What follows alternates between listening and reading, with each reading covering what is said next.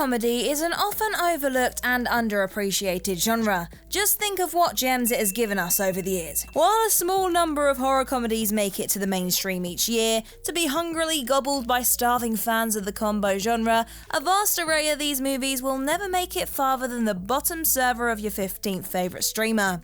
So with that being said, I'm Jem from WhatCulture.com, and here are 10 recent horror comedy movies you need to stop sleeping on.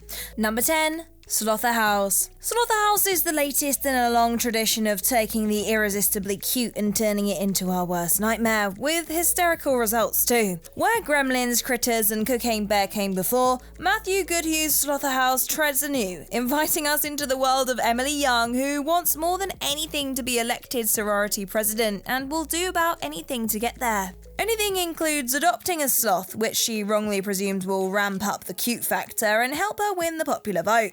But soon the sloth is off the tree and crawling rampant around campus, unleashing its innermost evil in a string of vicious murders. Don't be fooled by how slow the sloth moves, as American college students can always move slower. This inability to outmaneuver the world's slowest mammal forms the bulk of the comedy for the film, and the ridiculous puppet sloth does the rest. But despite these ripe comedy horror pickings, Slotherhouse is still an undiscovered gem. Sure, it only came out last year, but if you sleep on this one any longer, the sloth might just catch you. Number 9. Renfield. Universal hasn't had much luck with its monster movie catalogue this century, and once upon a time, The Wolfman and Frankenstein's monster were a big pull for cinema goers, but no matter what the studio tries, it can't seem to revive these had-beens for a tech-conscious audience, and boy, has it tried. Enter Renfield, which gives the Dracula myth a contemporary spin and plenty of comedy to boot.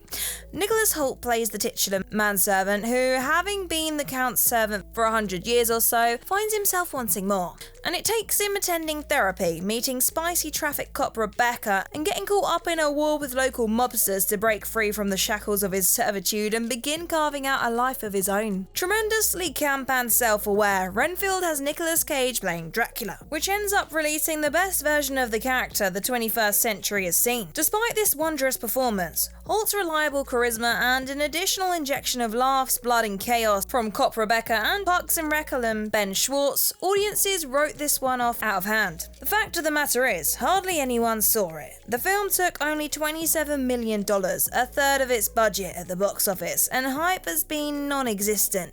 But don't let that fool you, for Renfield's a stone cold killer, I'll tell you. Number 8. It's a Wonderful Knife. As its title may suggest, It's a Wonderful Knife is a horror comedy built for the festive season, but while Silent Night, Gremlins and Black Christmas get the bulk of the attention on this front, hidden treasures like this fall by the wayside. Riffing on its Christmas classic namesake, It's a Wonderful Knife takes protagonist Winnie, played by Jane Widdop, on a bit of an unexpected journey on the Christmas Eve 1-year anniversary of her saving her town from a hooded, masked maniac killer. Winnie is transported into a parallel universe where her absence has let the murderer continue killing. In order to set things right, she teams up with a ragtag gang of companions, seeking to find the culprit and perhaps make her way back to her own reality. Nothing about this film is serious, and while its parody of the original doesn't quite stack up, its willingness to indulge in some righteous bloodshed more than makes up for this. It's festive, it's funny, and watch out for the Justin Long performance to end all Justin Long performances. Number 7. The Coffee Table. The Coffee Table is a foreign language black comedy horror from Kay Casters, who is nothing if not a slept-on director. So some new parents are after a new coffee table for their place to really tie the room together, and are, at least partially, persuaded by the salesman to purchase an expensive and high-quality table that's a little out of their price range but promises to be unbreakable, filling their home with happiness and making their life better. Sure. Unfortunately, the coffee table does indeed break, and in the process, decapitates their baby. The rest of the film is a comedy of manners, wound up in the dad hiding the death of their child while hosting a dinner party. Needless to say, this one did not get anywhere near the cinema, at least not in the UK, and has since been hard to find, even for those looking. Nevertheless, despite the bleak premise, this film is worth its weight in laughs.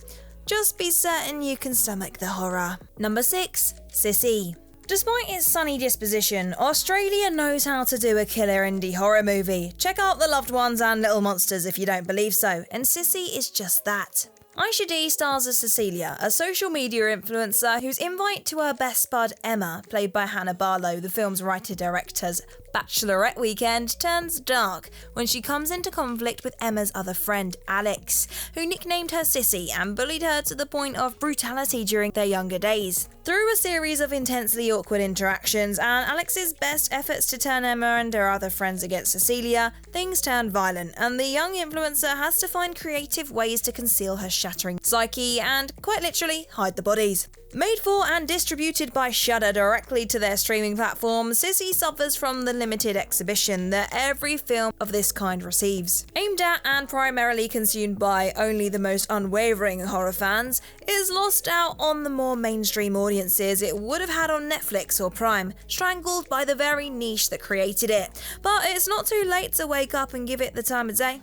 Let us know your thoughts in the comments down below, and while you're there, drop us a like, share and subscribe too. Number 5. Bad Hair. A slice of 1980s retro, Bad Hair brings us into the world of music television, accompanying Anna Bloodsoe, played by Elle Lorraine, as she attempts to claw her way to the top, despite not being happy with her hair. Our main character's after an impressive weave, and after a tip takes her to an upmarket new salon, she looks the part and scores her promotion. The thing is, the weave is actually the hair of some old dead witches whose generational trauma rings clear. Anna's weave takes on a mind of its own and possesses her, feeding on blood and seeking an independent life of its own. It should go without saying that there are plenty of laughs fixed between the moments of sheer terror. Bad Hair suffered from the curse of streaming, as following a positive reception at Sundance, it was picked up by Hulu, afforded a very limited release in the cinema, and then went to digital streaming a week later. Despite this, it goes pretty hard on all fronts, waiting to be discovered. Number 4, There's Something in the Barn. Just in case your summer needed a little more Christmas, here comes There's Something in the Barn, a surprisingly original festive shocker from director Magnus Martins. Settling down in the middle of nowhere, an all-American family journey to their inherited home in the middle of winter, discovering that rather than a little hideaway, this place is more US colonial haunted home with cobwebs and chains and, well, something in the barn. The fish out of water setup is where the film draws most of its comedy from, putting Martin's star and his brood up against some thoroughly northern Norwegian whose pronunciations bring back haunting memories of Eurovision Song Contest, The Story of Fire Saga. And while that is almost enough to provide the horror, the picture goes all the way with a mysterious barn elf whose rules are made not to be broken, but which the arrogant Americans do anyway. Sure, it borrows a few things from Gremlins, but there's still plenty of mileage in what it doesn't, pitting all the excesses of the US holiday norms against a quieter European life, to great effect.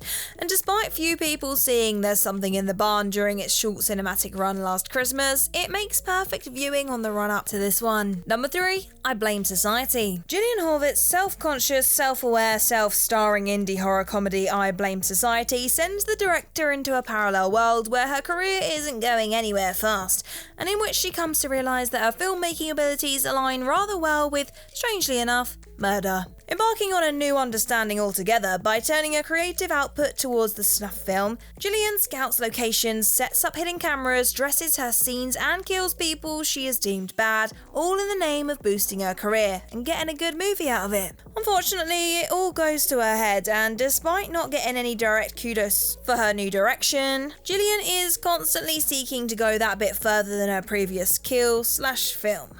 The backbone of I Blame Society is the necessity for Gillian to go to war with a society that claims to value her work as a woman in film but then disregards it in the same breath. The kills look real and the laughs are there, and while Gillian may be called Weird Greta Gerwig in the movie, this is a way better social satire than Barbie, with a fraction of the budget and gallons more blood. Number 2, All My Friends Hate Me. The countryside is indeed scary and awful, and this comedy horror, All My Friends Hate Me, is here to prove that. Produced on humble UK shores, this indie flick takes us on an unsettling psychological journey in the company of Pete, played by Tom Staunton, a charity worker just home from a long trip abroad and keen to spend a weekend in the country with his old uni mates in celebration of his 31st birthday. But loud-mouthed local Harry, played by Dustin Demery Burns, elbows his way in from the start and threatens the fragile stability of the friends' dynamic. Things start to go wrong. Pete's friends turn on him, and he finds himself up against a sinister plot that his pals may or may not be involved in. And while this all may sound rather heavy, there are plenty of helpings of banter and a madcap cast of characters to keep the funnies coming hard and fast.